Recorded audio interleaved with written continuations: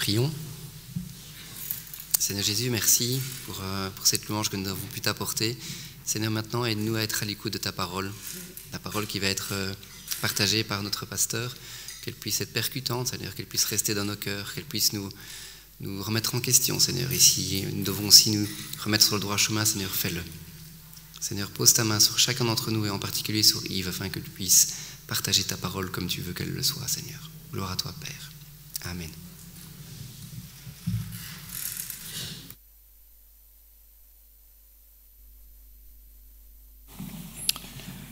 Merci David.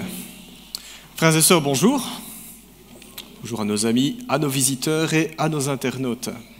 Alors le titre du message ce matin est « Le péché, un fardeau à plusieurs ». Le péché, un fardeau à plusieurs. Alors dimanche dernier, nous avions commencé une réflexion sur la gestion du péché entre chrétiens, dans l'Église, bien sûr, mais pas que, c'est peut-être parfois des frères ou des sœurs en Christ d'autres communautés. Et la question que nous étions posée, c'est, en tant que chrétien, que suis-je censé faire et comment puis-je mettre en œuvre une action lorsque je sais qu'un frère ou une sœur a péché, Quand on regarde en pratique comment ça se passe dans nos églises, et je ne dis pas spécifiquement la nôtre, mais en général, il y a beaucoup de maladresse à ce niveau-là ou d'incompréhension. Soit on ne fait rien du tout et on ne dit rien du tout, chut, c'est la grâce, c'est le pardon, on n'ose pas mettre des mots sur ce qui ne va pas, ou soit l'autre extrême, c'est on n'y va pas avec le dos de la cuillère. On ne va même pas permettre au pécheur de se repentir, c'est pas la grâce, c'est le coup de grâce qu'on va lui donner. Voilà, et on va dire, c'est ça la justice. Et nous avons certainement tous des histoires comme ça, peu importe des églises dans lesquelles on a cheminé, où les choses se sont terriblement passées comme ça. On enterre le pécheur. Deux extrêmes, soit on ne fait rien, ou soit il y a une réaction mais qui est excessive. D'où cette question, mais comment on fait pour gérer cette situation, ce genre de situation ? Alors c'est un sujet qui est vraiment important, parce que contrairement aux idées reçues, il se trouve que nos églises sont pleines de pécheurs. Voilà. J'espère que je ne vous l'apprends pas quand même. L'Église, c'est vrai que l'Église est une sainte assemblée, c'est l'assemblée du Seigneur, mais force est de constater que les saints qui sont membres des églises ne se comportent pas toujours comme des petits saints. La réalité est que nos églises sont pleines de pécheurs. Alors il n'est pas nécessaire de regarder à gauche et à droite. Si je pose la question, est-ce que vous en connaissez des pécheurs ici ? Voilà, on ne va pas commencer à faire la délation. Mais il suffit simplement de se regarder dans la glace et voilà, le péché, ça commence par soi-même. Nous sommes des pécheurs. Et même si en tant que chrétiens, nous essayons de faire de notre mieux pour vivre comme le Seigneur nous le demande, eh bien, pas un seul jour ne s'écoule sans que nous ne péchions. L'apôtre Paul lui-même, qui était quand même un géant de la foi, écrira dans Romains 19 « Je n'arrive pas à faire le bien que je souhaiterais et je me surprends à faire le mal que je n'ai pas envie de faire. » Et il dit, mais malheur à moi, pauvre créature, qui va me sauver ? Et puis il proclame, c'est Jésus-Christ qui va me sauver. Mais lui-même réalise que dans sa vie, il n'est pas toujours brillant. Alors la plupart du temps, quand nous les chrétiens, nous péchons, nos péchés passent inaperçus. 9 péchés sur 10, je dirais peut-être même plus, sont sans conséquence pour notre entourage. Mauvaise pensée, grossièreté, mauvaise parole, petite dispute dans la maison, mais ça ne déborde pas, ça reste là, ça passe complètement inaperçu. Alors ça ne veut pas dire que ces péchés sont sans gravité. Tout péché est odieux aux yeux du Seigneur. Et pour juste un péché, Christ serait mort à la croix. Juste pour un péché, juste pour un pécheur. Ça reste quand même quelque chose de grave. Mais sur terre, dans nos relations humaines, ça n'a pas forcément les mêmes conséquences. Et puis, il y a des péchés qui se remarquent. Il y a des péchés qui se savent. En général, quand on est marié, c'est notre conjoint qui remarque tout de suite ce qui ne va pas. Peut-être nos enfants, nos amis, nos proches. Et parfois, ça dépasse cette sphère-là, ça dépasse la maison, ça déborde dans l'Église. Des péchés qui sont connus des autres, qui affectent les autres. Alors ce n'est pas forcément des péchés qui vont devenir des scandales dans les églises, mais quand même, on sait qu'il y a un souci. On sait qu'il y a un tel qui a fait ça ou qui continue à faire ça. On sait qu'il y a un tel qui parle comme ça ou une telle, que sais-je. Et c'est précisément de ce genre de situation dont nous voulons nous entretenir ce matin. Donc sujet que nous avons commencé dimanche dernier, que nous allons poursuivre dans les dimanches qui viennent, une petite série. Alors pour gérer de telles situations, comment fait-on quand on est chrétien ? Eh bien la réponse, elle n'est pas compliquée. On regarde d'abord à Jésus-Christ. C'est le départ d'une réflexion chrétienne, c'est de se dire, mais comment Jésus, lui, y ferait ? s'il était à ma place. Et il est là, le Christ, il est dans nos cœurs quand on est chrétien. Comment Jésus, lui, s'y prend pour gérer le péché. Et intéressant parce que les évangiles nous montrent d'abord l'intention du Christ, la raison pour laquelle il est présent, la raison pour laquelle il est là, la raison pour laquelle il s'est révélé à nous. Jésus se présente comme celui qui est venu non pour perdre, mais pour sauver. Non pour perdre, mais pour sauver. Dans Luc 9, 56, juste un petit épisode, Jésus veut se rendre à Jérusalem et il doit passer par la Samarie avec ses disciples. Et il demande aux disciples, trouvez-nous un logement. Et quand les Samaritains apprennent que Jésus et ses disciples veulent aller à Jérusalem, que ce sont des Juifs, parce qu'il y avait du racisme entre les Juifs et les Samaritains, ils leur refusent l'hospitalité. Et là, vous avez Jacques et Jean, Jacques qu'on appelle l'apôtre de l'amour, parce qu'il parle beaucoup de l'amour dans ses lettres, dans son évangile et dans ses épîtres. Jacques et Jean s'approchent de Jésus et lui disent « Seigneur, veux-tu que nous ordonnions au feu de descendre du ciel sur ces gens-là » Et Jésus leur dira « Mais vous ne savez pas de quel esprit vous êtes animés. L'esprit, l'intention dans votre cœur, la pensée, vos sentiments. » Jésus dit « Vous ne savez pas de quel esprit vous êtes animés. Le Fils de l'homme n'est pas venu pour perdre, mais pour sauver. » Pour sauver aussi ces Samaritains dont nous sommes victimes de leur racisme et qui ne veulent pas nous offrir l'hospitalité. Le Fils de l'homme est aussi venu pour eux. Un petit peu plus loin, Jésus dira en Luc 19, 10 qu'il est venu chercher et sauver ce qui est perdu. Il n'est pas venu donner le coup de grâce, ce n'était pas la mission de Jésus. Et il le dira encore dans Jean 3, 17, juste après Jean 3, 16, que tous les chrétiens connaissent. Jésus dira que Dieu n'a pas envoyé son Fils pour juger le monde, pour le condamner, mais pour que le monde soit sauvé par lui. Celui qui croit au Fils a la vie éternelle, celui qui ne croit pas en lui, la colère de Dieu demeure sur lui. Mais la présence de Jésus-Christ, la révélation est chargée de vie, d'espoir, de pardon, de restauration. C'est pour ça que Jésus-Christ est venu. C'est la première venue du Christ, la grâce. Quand Jésus-Christ reviendra à la fin des temps, ce ne sera plus la grâce, ce sera le jugement. Mais pour le moment, nous vivons dans une période de salut où nous vivons sous la grâce de Dieu. Dieu veut se révéler pour sauver, pour guérir, pour restaurer. Et nous, les chrétiens, nous sommes ses représentants. Et ça en dit très long sur la manière dont nous devrions considérer le pécheur, la manière dont nous devrions traiter le péché entre nous, les chrétiens. La fois passée, nous étions arrêtés sur un exemple qui était particulièrement criant. C'est la manière dont Jésus a traité la femme adultère en Jean 8. Alors qu'on réclamait sa mort, et probablement à juste titre, Jésus la renvoya libre, sans concession sur son péché, sans faire concession sur son péché. Il n'a pas fermé les yeux, il savait qu'elle était adultère. Et Jésus retourna la situation contre ses accusateurs, dont les intentions étaient malveillantes. C'est là où Jésus-Christ a mis le doigt, en disant « mauvaises intentions ». Sous-entendu, pour nous qui sommes chrétiens, quand nous traitons le péché, nos intentions doivent être les mêmes que celles de notre Seigneur Jésus. Sinon, nous n'avons pas notre mot à dire sur la question. C'est un exemple qui trace un chemin pour nous qui ne savons pas toujours comment prier, comment orienter nos prières. Seigneur, fais justice, que malheur leur arrive, ou Seigneur, pardonne-leur car ils ne savent pas ce qu'ils font. Comment parler, comment agir vis-à-vis de celui qui a péché, et qui ne savons pas toujours comment répondre aux autres, à ceux qui, dans cette sphère-là, sont touchés par le péché et qui souffrent. On ne sait pas toujours comment faire. Eh bien, l'exemple de Jésus pose des balises. Elle nous montre, en tout cas. Alors en réalité, quand on regarde Jésus, ce n'est pas vraiment une méthode qu'il nous donne. Vous n'avez pas une méthode de développement personnel avec un chapitre, avec des étapes à suivre. On parlera plus tard de Matthieu 18, rassurez-vous. Mais Jésus ne nous dit pas, voilà, vous devez faire comme ça, comme ça, comme ça, comme ça, un petit peu comme une mécanique, une formule mathématique, et voilà, on obtient le résultat. Jésus nous présente plutôt une attitude, une disposition de cœur.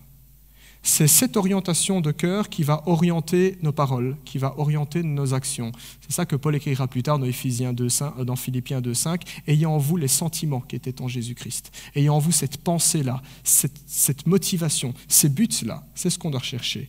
Toute démarche chrétienne, quand on regarde Jésus, toute démarche chrétienne confronte le péché. Elle le confronte toujours. On n'est pas dans... on fait semblant qu'il n'y a rien et tout va bien, on va arrondir les angles, on confronte le péché, on dit les choses qui ne vont pas, mais en même temps, on le fait dans une démarche qui cherche à gagner l'autre. On n'est pas là pour lui faire son procès, on n'est pas là pour le flinguer. Le but est de voir le pécheur, celui qui est méchant, se repentir de ses voies.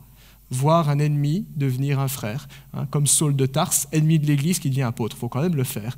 C'est la puissance de la croix. Voilà comment Dieu a traité le péché de cet homme-là, de ce meurtrier. Ce matin, nous allons poursuivre notre réflexion et nous allons nous arrêter sur un texte qui présente comment ce principe peut être appliqué dans l'Église. Alors, on va ouvrir notre Bible dans l'Épître aux Galates. Alors pour le moment, justement, on est en pleine étude biblique dans l'Épître aux Galates. Donc pour ceux qui suivent l'étude biblique, on va prendre un peu d'avance. Galates chapitre 6, et on va lire les 5 premiers versets. Alors juste avant de lire ces versets, c'est très intéressant de savoir ce qui se passe dans l'église de Galates. C'est une église dans laquelle il y a des tensions, il y a des problèmes. Et il y a des problèmes non pas parce que les gens se détestent, mais parce qu'il y a des soucis doctrinaux. Il y a des gens qui ont infiltré l'église et qui commencent à enseigner des choses qui sont fausses. Et forcément, des tensions surgissent entre ceux qui veulent suivre l'évangile et ceux qui croient des choses fausses par rapport à Dieu. Dans cette église aussi, l'autorité de l'apôtre Paul est contestée.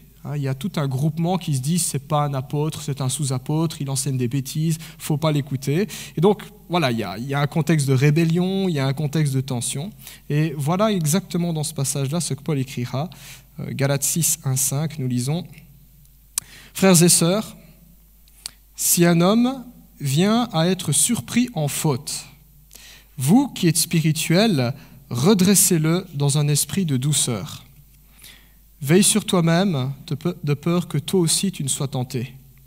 Portez les fardeaux les uns des autres et accomplissez ainsi la loi de Christ. Si quelqu'un pense être quelque chose alors qu'il n'est rien, il se trompe lui-même. Que chacun examine ses propres œuvres, et alors il aura de quoi être fier par rapport à lui seul, et non par comparaison aux autres. Car chacun portera sa propre responsabilité. » C'est quand même étonnant que l'apôtre Paul ait écrit ça, parce qu'il sait que dans l'Église, il y a des gens qui veulent sa peau. Il aurait pu dire « À tous mes partisans, mobilisez-vous et virez-les ». C'est pas comme ça qu'il voit les choses. Il est conscient qu'il y a quelque chose qui ne va pas dans cette Église. La manière dont on gère les problèmes n'est pas saine, et il donnera ses instructions. Alors il y a beaucoup à dire sur ce passage. Mais avant de décortiquer ce passage, de le survoler, je prendrai une petite illustration. Je ne sais pas si quelqu'un ici a déjà mis les pieds dans un Repair Café. Quelqu'un a déjà fait l'expérience, aller dans un Repair Café. Alors, ce n'est pas des lieux qui sont très connus ni très fréquentés, ce sont des coopératives. On n'en entend pas beaucoup parler, pourtant il y a des sites internet, et c'est surtout dans les villes et dans certains quartiers qu'on trouve des Repair Cafés. Alors, un Repair Café, qu'est-ce que c'est ?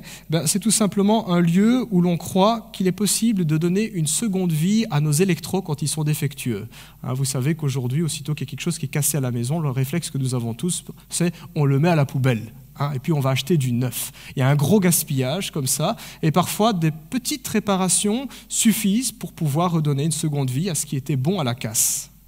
Si un jour votre grille-pain, votre percolateur ou votre batteur électrique rend l'âme, eh bien vous pourrez toujours trouver dans un Repair Café un bricoleur généreux, prêt à vous consacrer du temps, prêt à cheminer avec vous pour entendre votre problème et pour pouvoir réparer votre petit électro. Alors la particularité dans un Repair Café, c'est que tout le monde participe. Ce n'est pas le bricoleur qui va faire tout le travail. Il va vous montrer quels outils il faut et il va vous montrer comment réparer vous-même votre électro, de manière à ce que vous n'ayez plus besoin la prochaine fois de demander de l'aide, mais que vous-même, vous soyez capable de faire les propres réparations chez vous et d'aider, pourquoi pas, le voisin. Donc ça, c'est l'idée du Repair Café. Et quand on y réfléchit avec ces histoires de Repair Café, ce n'est pas forcément des coopératives chrétiennes, eh bien on peut facilement faire un parallèle avec nos églises. Les églises, l'église ici à Marcinelle ou toute autre église, nous sommes en quelque sorte appelés à fonctionner de cette manière-là quand on lit la Bible. À ceci près, ce ne sont pas des petits électros que nous restaurons, c'est quand même quelque chose d'un peu plus consistant et de plus solide. Ce sont nos vies et nos relations qui sont plus ou moins affectées par le péché. C'est sur ça que nous travaillons, c'est sur ça. À travers l'église, et l'église c'est nous, les chrétiens, à travers les chrétiens, Jésus cherche, Jésus appelle ce qui est perdu, ce qui à nos yeux est bon à la casse, pour ne pas dire à l'enfer ou à la condamnation ou au jugement. C'est ce que fait Jésus à travers l'Église. L'Église est une communauté, une coopérative, j'oserais dire, où nous croyons, où nous proclamons qu'il y a toujours une chance pour celui dont la vie a été brisée par le péché, ou pour celui qui, en raison de ses fautes, s'est souillé et a souillé les autres. Ça, c'est ce que nous croyons et que nous proclamons dans nos églises.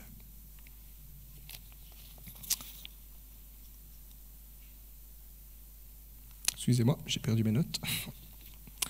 Quand on regarde ce qu'est l'Église, eh bien, nous voyons que dans nos communautés, Jésus rassemble les personnes qu'il a sauvées, des pécheurs qui sont sauvés, mais des pécheurs quand même, et ces derniers coopèrent alors pour accomplir les desseins de Dieu. Ce n'est pas nos desseins, c'est ses desseins. Ce n'est pas notre justice, notre conception de la justice, c'est la justice de Dieu. Ce n'est pas notre royaume comme nous voudrions que les choses soient organisées, c'est le royaume de Dieu. Il y a ça aussi quand on traite la question du péché, son royaume, sa justice, pas mon royaume, pas ma justice.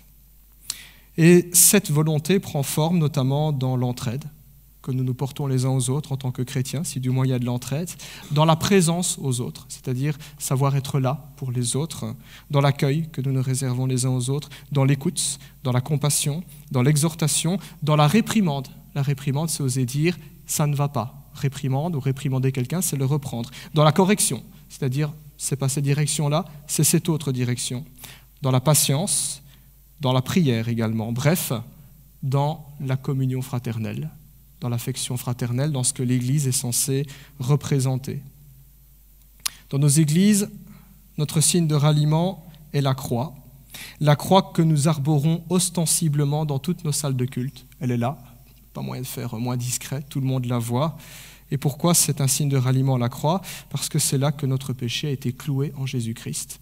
C'est là que notre péché a été vaincu, a été effacé. Paul dira dans Colossiens 2,14 que l'acte d'accusation rédigé contre nous a été cloué à la croix. C'est la proclamation de l'Évangile. Le péché est vaincu et anéanti.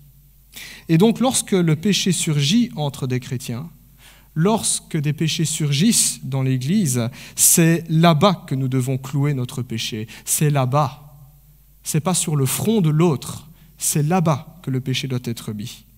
Et pour ce faire, nous amenons tout pécheur à Christ, à commencer humblement par nous-mêmes, parce que nous aussi, nous sommes des pécheurs. Nous amenons tout pécheur à Christ qui seul peut se charger du péché. C'est comme ça qu'on traite le péché. Mais bien souvent, nos églises sont parfois de drôles de riper-café, pour reprendre l'image. Trop souvent, nous ne réparons pas les électros, mais on va accuser les propriétaires de leur négligence et les laisser pour compte en leur disant « mettez ça à la casse et allez-y avec eux ». Comme le dirait l'adage, c'est l'hôpital qui se moque de la charité. Et c'est peut-être pour ça aussi que les chrétiens se disent « j'ai pas trop envie de croire en votre Dieu quand je vois ce qui se passe dans vos communautés ». Parfois, c'est ce qui se passe. Le texte que nous venons de lire ici, Galates chapitre 6, versets 1 à 5, nous montre que les choses peuvent se passer autrement. Elles doivent se passer autrement, mais c'est surtout qu'elles peuvent. Il est question d'alternative, il est question d'une issue qui peut être meilleure, du gagnant-gagnant, aussi bien pour Dieu que pour nous. Mais cela ne dépend que de nous, c'est-à-dire que c'est un choix à faire, pas simplement en Église, on peut écrire des statuts, on peut faire des règlements d'ordre intérieur, on peut rédiger des confessions et des professions de foi, c'est très bien et c'est nécessaire, mais l'effort significatif, c'est d'abord dans le cœur de chaque chrétien, de se dire, ok, est-ce que c'est ça que je veux ? Est-ce que ce que Dieu présente dans sa parole, je suis prêt à y obéir ? Et si c'est difficile d'y obéir, est-ce que je peux croire que le Seigneur peut changer les choses, à commencer par mon propre cœur et le cœur des autres et le cœur de mon Église ? Ça, c'est un choix, ça ne dépend que de chaque chrétien. Lorsque nous savons qu'un frère ou une sœur a mal agi, il n'est pas forcément nécessaire de se préparer à la guerre, c'est ce qu'on voit dans ce texte. L'apôtre Paul ne dit pas « mettez votre gilet pare-balles, essayez de recruter un maximum de personnes et de partisans, et quand vous avez suffisamment de partisans pour pouvoir avoir suffisamment d'influence dans l'Église, partez à la guerre, attendez l'assemblée d'église et on va flinguer ». Ce n'est pas ce que le texte dit. Quand un frère ou une sœur a péché, il n'est pas forcément nécessaire de partir à la guerre, il n'est pas forcément obligé d'entrer dans un rapport de force. Ça, c'est comme ça qu'on fait dans le monde. Quand on n'est pas d'accord, ça devient un rapport de force. Ce n'est pas ce que nous montre l'Évangile, ce n'est pas ce que nous montre la Bible. Il est possible aussi de tendre un filet, pas pour piéger, mais de tendre un filet pour rattraper celui qui est tombé. Un peu comme au cirque, il y a parfois des acrobates comme ça, et puis pouf, il tombe, s'il n'y a pas le filet, il s'écrabouille. Mais c'est ça que la Bible nous présente, l'Évangile comme un filet pour rattraper celui qui est tombé. Parce que quand on regarde comment Dieu nous traite, et comment Dieu traite les pécheurs en général à travers Jésus-Christ, eh bien nous comprenons vite qu'il vaut mieux un pécheur repentant qu'un pécheur éliminé. Imaginez que si le Seigneur devait nous traiter comme le mériteraient nos fautes, il n'y aurait personne au paradis. L'enfer serait plein. Au verset 1, nous lisons ceci. Donc du texte de Galates 6, au verset 1, nous lisons ceci. « Frères et sœurs, si un homme vient être surpris en faute, vous qui êtes spirituels, redressez-le dans un esprit de douceur. Alors la Bible demande à ceux qui sont spirituels de se mobiliser. Qui est spirituel ici? Une question délicate, hein. On n'a pas envie de dire non, parce que on est des charnels, mais on n'a pas envie de dire oui, parce que ça ferait peut-être un petit peu orgueilleux. Alors, c'est quoi quelqu'un qui est spirituel, hein? Souvent, on se dit, ok, est-ce qu'il y a des chrétiens qui doivent porter des badges dans l'église, hein? Chrétiens spirituels, chargés de faire de la médiation ou de régler les conflits, hein? Ceux qui sont spirituels, ce sont ceux qui marchent, c'est-à-dire qui vivent, qui laissent le Seigneur inspirer leurs actions, leurs paroles, hein, qui marchent non selon la chair, mais selon l'esprit. Juste avant le chapitre 5, il y a de manière évidente, juste avant le chapitre 6, il y a le chapitre 5, et dans le chapitre 5, vous avez toute une description de la chair et de l'esprit. Et ça nous permet d'entrevoir ce que c'est un chrétien qui se comporte de manière charnelle dans une situation conflictuelle, et un chrétien qui se comporte de manière spirituelle, c'est-à-dire sous la conduite du Saint-Esprit, dans une situation conflictuelle. Quand on regarde un petit peu Galates chapitre 5, versets 19 et 21, Paul dit « Les œuvres de la chair, c'est ça », et il se lance dans une liste qui n'est vraiment pas glorieuse. Et nous comprenons alors que le chrétien spirituel, qui agit en tout cas de manière spirituelle, ce n'est pas quelqu'un de querelleur, ce n'est pas quelqu'un d'agressif, de jaloux, de remonté, de partisan, de colérique, qui est plein d'envie et qui veut en découdre. Ça, c'est les œuvres de la chair. Mais c'est un chrétien dont la vie, le caractère et la démarche va être inspirés par l'Esprit. Et la Bible nous dit que le fruit de l'Esprit dans Galates 5, 22, c'est l'amour, la joie, la paix, la patience, la bonté, la bienveillance, la foi, la douceur, la maîtrise de soi. En fait, toutes ces choses que nous voyons en Jésus-Christ. Et toutes ces choses que nous voyons ultimement dans notre Père céleste. Père céleste dont nous sommes les enfants et dont nous sommes appelés à manifester les vertus. C'est les chrétiens de cette trempe, j'oserais dire, qui devraient être les premiers à agir lorsqu'il y a des difficultés, lorsque les tensions deviennent difficiles, lorsqu'on sait que il y a quand même tel frère ou telle sœur qui agit comme ça, on ne peut pas dire c'est pas mon problème, je fais comme si de rien n'était, ou se dire je vais jouer les bourreaux, mais on est appelé à agir. Alors c'est vrai que certains diront si c'est l'affaire des chrétiens spirituels, moi je n'ai rien à faire alors et je ne m'en occupe pas. Mais la Bible appelle tous les chrétiens, quels qu'ils soient, peu importe que ce soit de jeunes croyants ou que ce soit des croyants affermis, la Bible appelle tous les chrétiens à marcher par l'Esprit. Vous pouvez regarder Galates 5, 16, « Marchez par l'Esprit », dit la Bible. « Marchez par l'Esprit et vous n'accomplirez pas les désirs de la chair. » C'est un choix. Pour ceux qui ont fait avec moi les préparations au mariage, quand on parle des résolutions des conflits, on a tout un chapitre sur ça, ça prend en général 2 rencontres. Je dis toujours que lorsqu'il y a des désaccords, l'hostilité est un choix. L'hostilité est un choix. Nous pouvons régler nos désaccords. Les désaccords sont inévitables, mais nous pouvons les choisir de les régler en se tapant dessus, ou nous pouvons les choisir de les régler de manière un peu plus intelligente, et surtout avec l'aide du Seigneur Jésus-Christ. Il y a un choix à faire. Il y a un choix à faire. Tous les chrétiens sont appelés à marcher par l'Esprit. Et dans ce sens, c'est la volonté de Dieu que nous ayons soin des uns et des autres. Ou à défaut que nous puissions commencer à dire « c'est vers ça que je veux tendre, c'est à Jésus que je veux ressembler, c'est la justice de Dieu que je veux manifester dans mes relations ». Maintenant, il peut arriver aussi que dans certaines situations, un péché nous affecte personnellement. Ça, c'est possible. C'est très différent d'être témoin d'un péché dans lequel on n'est pas directement mêlé que d'être victime d'un comportement de quelqu'un. C'est très différent, on le vit différemment, parce que nos émotions, notre implication est plus grande aussi. Il peut arriver qu'un péché nous affecte personnellement, au point qu'il devient difficile de faire la part des choses, d'agir encore sous l'inspiration de l'esprit, de rester objectif. Parce qu'on est pris dans des émotions qui sont confuses, ça nous dégoûte, il y a de la colère, il y a un sentiment d'injustice, ça peut arriver. Et en pareille situation, il est peut-être plus sage de laisser la place à d'autres qui, eux, auront le recul suffisant pour se laisser conduire par l'Esprit et entamer une démarche chrétienne. Nous avons besoin d'avoir cela en tête et de se dire, ok, c'est l'Église du Seigneur, c'est le peuple de Dieu, c'est un frère, c'est une sœur en Christ, je ne peux pas faire les choses n'importe comment, je ne suis pas dans une cour de récréation. Quand on regarde dans nos églises comment les choses se passent, parfois, les situations dégénèrent, ou alors ce qui devrait être un petit conflit devient une tempête dans un verre d'eau. Dans nos églises, les situations dégénèrent souvent quand ceux qui sont conduits par la chair parlent et agissent. Ils vont aggraver les choses. Et quand on les laisse agir ainsi, ça va aggraver. Et la situation dégénère dans nos églises quand ceux qui sont censés être conduits par le Saint-Esprit ne parlent pas et n'agissent pas quand ils le devraient. Ça aussi, c'est tout aussi coupable. Quand on a l'occasion de se dire « je peux calmer le jeu, je peux faire quelque chose » et que je ne le fais pas, on laisse faire. Nous comprenons alors dans ces circonstances-là l'exhortation de la Bible qui dit « vous qui êtes spirituels, redressez-le avec douceur et en veillant sur vous-même ». C'est très pertinent. Ce n'est pas que la Bible est en train de dire qu'il y a des chrétiens charnels et des chrétiens spirituels assis, mais nous comprenons que dans une situation conflictuelle, on ne réagit pas tous de la même manière. Parfois on est plus impliqué, parfois on est moins impliqué.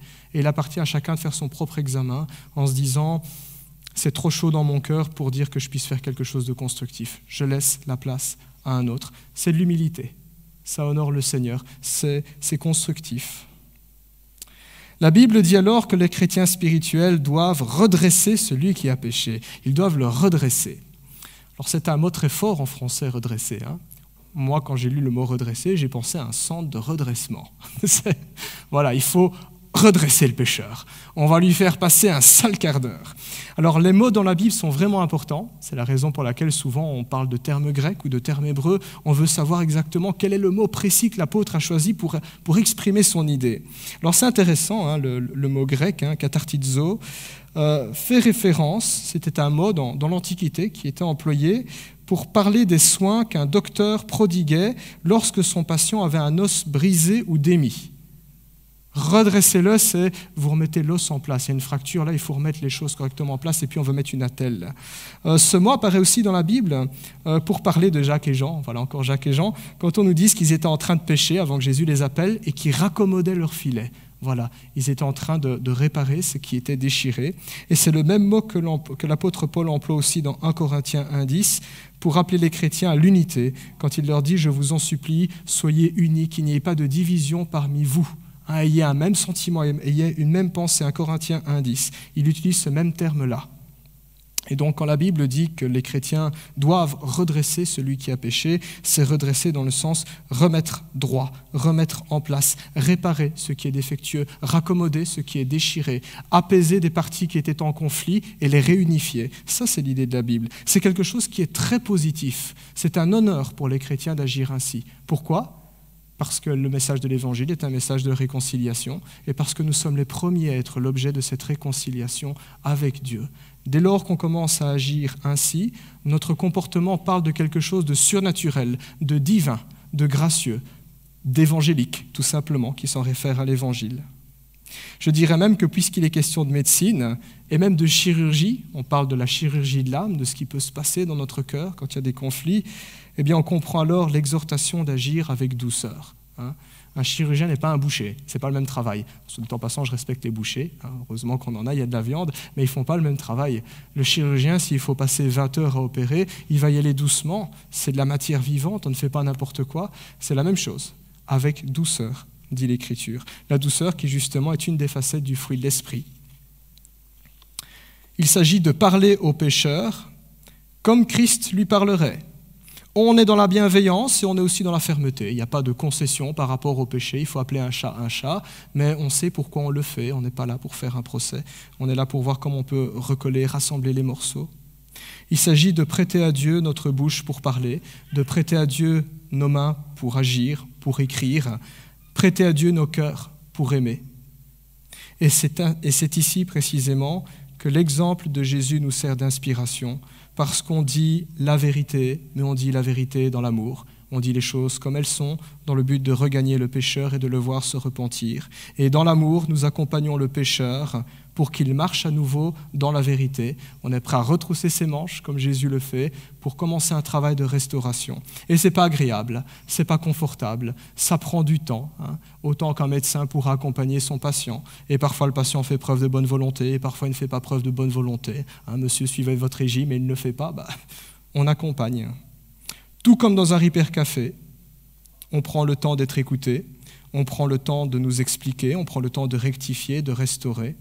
Et c'est ainsi qu'un chrétien aide l'autre à corriger le tir et à se relever. C'est ainsi que l'Église présente autre chose, une alternative par rapport à ce que le monde est habitué à voir, des rapports de force, des rapports violents avec des gagnants, des perdants, des glorifiés et des humiliés. Ce comportement-là, qui nous est décrit dans la Bible, découle du fait que nous sommes frères et sœurs. Alors, c'est très agréable quand on dit frères et sœurs. Hein. Moi, je rappelle toujours que ses amis, on les choisit par sa famille. C'est très vrai dans l'Église. Quand on débarque dans une église, il y a des gens qui étaient là avant nous, et puis il y en aura d'autres qui viendront après nous. On ne les choisit pas, et parfois ça passe, et parfois c'est plus difficile. Mais le comportement que la Bible nous décrit découle du fait que nous sommes des frères et des sœurs, membres des uns et des autres, nous dit Romains 12, 5. C'est-à-dire que si ça fait mal là-bas, ça va faire mal aussi chez nous. Il y a une unité.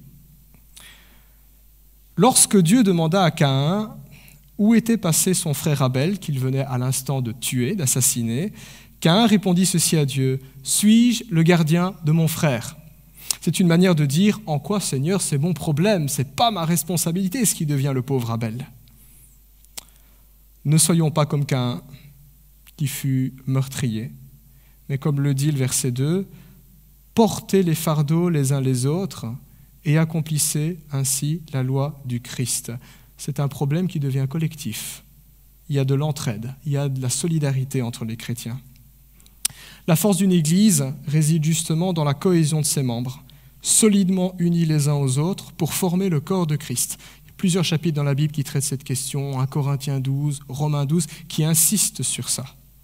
Et c'est justement cette unité et cette cohésion que le diable cherchera à briser. Comment ? Par le moyen du péché. Il doit la briser, parce qu'une église qui n'est pas unie, c'est une église faible. Le diable n'a absolument rien à craindre. Mais une église qui est parfaitement unie, un petit peu comme les soldats romains, quand ils forment la tortue, là, quand il y a ce bloc, très difficile à attaquer, très difficile à arrêter lorsqu'ils se mettent en mouvement. La force d'une église dépend de la cohésion des membres. Alors s'il est vrai qu'il n'y a que Dieu seul qui puisse se charger de nos péchés, il n'y a que Dieu qui puisse prendre ce fardeau. C'est aussi la volonté de Dieu que nos fardeaux, nos difficultés, nos épreuves, nos souffrances, nous les portions ensemble, les uns les autres, pour les amener au Seigneur. Parfois, la charrue, j'oserais dire qu'on doit tirer tellement lourde qu'on n'arrive pas à avancer. L'Église peut nous aider à tirer cela pour l'amener jusqu'à Dieu. En fait, quand on regarde simplement le cours de notre existence, et peut-être que les chrétiens qui sont chrétiens depuis des décennies pourront témoigner en disant « Ben oui, c'est vrai, Dieu rend nos fardeaux moins pesants, Dieu rend souvent nos fardeaux déplaçables par le biais de nos amis, de nos frères et sœurs et de notre Église. » La foi déplace des montagnes, mais pour déplacer une montagne, on y va pierre par pierre. Et l'Église, elle peut nous aider à prendre des pierres avec nous, nos frères et sœurs, nos amis, nos proches. Et c'est souvent comme ça que Dieu fait. C'est une bénédiction. Un chrétien qui croit alors qu'il n'a pas besoin des autres. Et parfois on voit ça. On croit que c'est très spirituel de se dire « j'ai pas besoin des autres ». Malheur à celui qui se confie en l'homme. Moi je m'en réfère qu'à Dieu seul. Le chrétien qui croit qu'il n'a pas besoin des autres. Le chrétien qui va même plus loin, qui dit « je n'ai aucune responsabilité par rapport aux autres ». Alors je ne vais pas dire qu'il fait mal, il l'aura compris lui-même. Mais je dirais plutôt il se prive d'une bonne partie de l'amour de Dieu. Parce que Dieu veut déverser sa bénédiction dans l'Église, et l'Église c'est les frères et sœurs en Christ. Et c'est quand on est là, quand on entre dans ces dynamiques, qu'on goûte à la bénédiction de Dieu. Il y a même un psaume qui est écrit, le psaume 133, qu'il est doux pour des frères de demeurer ensemble. Et on parle de la bénédiction comme l'onction d'huile sur le prêtre. C'est là où Dieu déverse sa bénédiction. Ce n'est pas moi tout seul, c'est dans l'Église. C'est dans le lien avec nos frères et sœurs en Christ que nous pouvons expérimenter de la manière la plus évidente l'amour de Dieu. Quand il y a un mariage, par exemple, tiens, les frères et sœurs en Christ sont là, même ceux qui ne seront pas à la salle, mais ils sont contents. Quand il y a un enterrement, tiens, ils sont là. Quand il y a une naissance, quand il y a des épreuves ou des difficultés, c'est là où on se dit, Dieu est présent. Je sais qu'il est là, qu'il est dans mon cœur, mais ça fait tellement du bien de se dire, Dieu l'agit aussi par les frères et sœurs. C'est même ainsi que dit Jésus que le monde verra que nous sommes ses disciples. Aimez-vous les uns les autres. À ceux-ci, tous reconnaîtront que vous êtes mes disciples. Là, nous offrons autre chose que de l'indifférence. Là, nous offrons autre chose que de l'hostilité.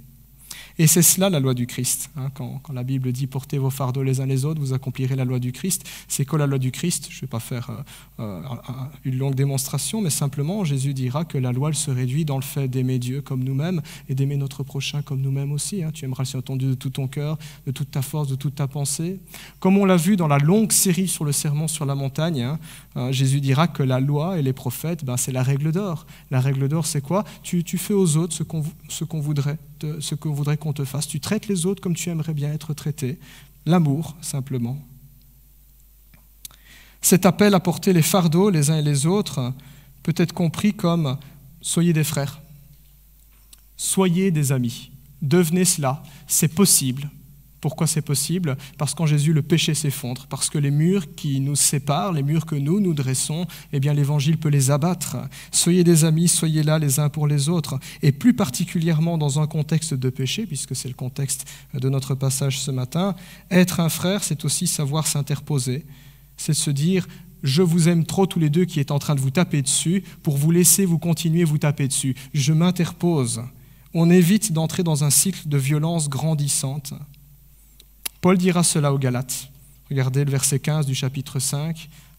Paul écrira « Mais si vous continuez à vous mordre les uns les autres et à vous dévorer les uns les autres, vous finirez par vous détruire. » C'est même pas un match nul. Il n'y a plus rien.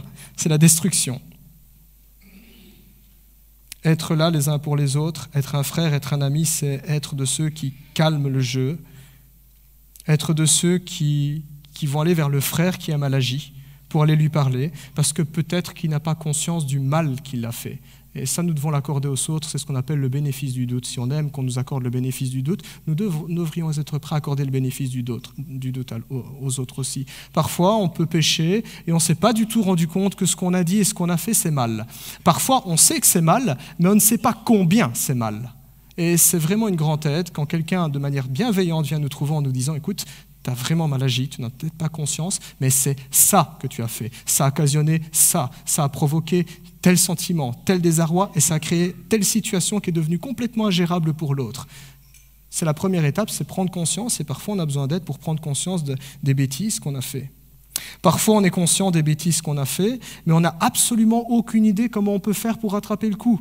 Merci Seigneur quand des frères et sœurs en Christ viennent nous dire « Tu peux peut-être faire ça » ou « Je vais voir comment on peut arranger les choses » pour restaurer, pour réparer. Être un frère, être là pour l'autre, être un ami, c'est également entourer ceux qui souffrent à cause de la faute qui a été commise, c'est-à-dire faire preuve de compassion, d'écoute, de consolation. C'est le minimum, j'oserais dire.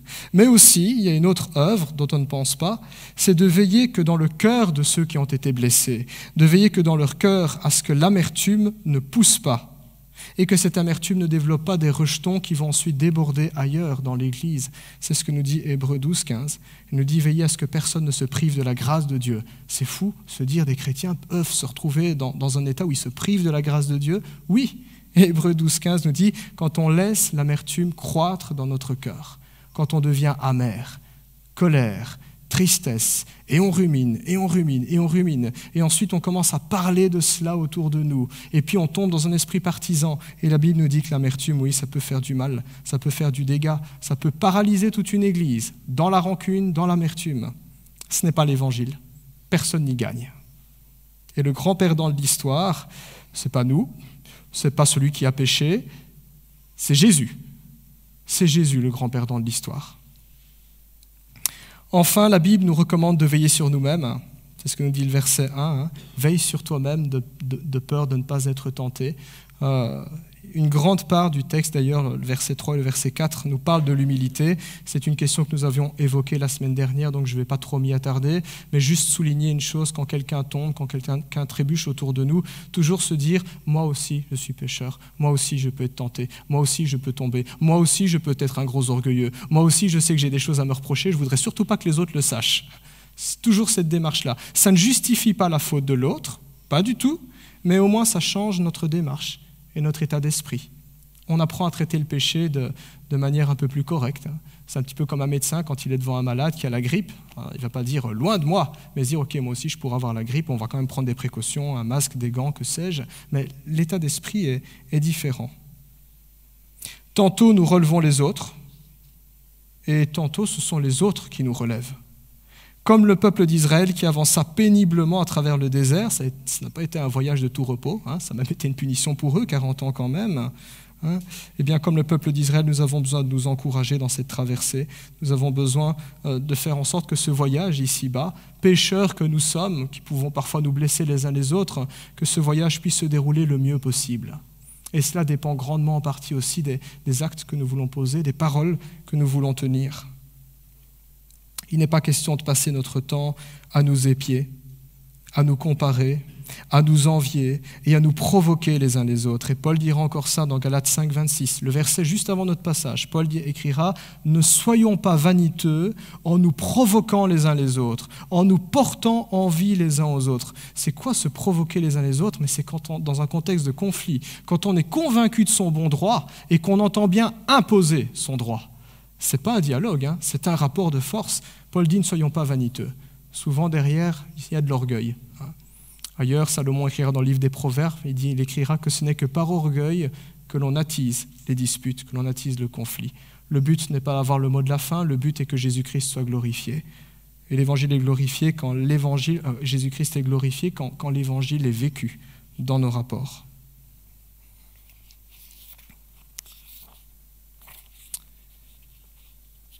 Quand on y réfléchit, nous les chrétiens, nous devons déjà lutter sur un triple front. Il y a bien et bien une guerre qui est là, nous luttons contre la chair, notre propre péché. C'est déjà difficile, lutter contre son propre péché. Puis nous devons lutter contre le monde, nous dit la Bible, toutes ces tentations, ces raisonnements.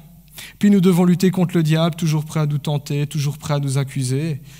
Alors quand on y réfléchit, avons-nous vraiment besoin d'ouvrir un nouveau front contre nos propres frères et nos propres sœurs? Est-il nécessaire d'ouvrir un 4e, un 5e, un 6e, un 7e front? Je ne le crois pas.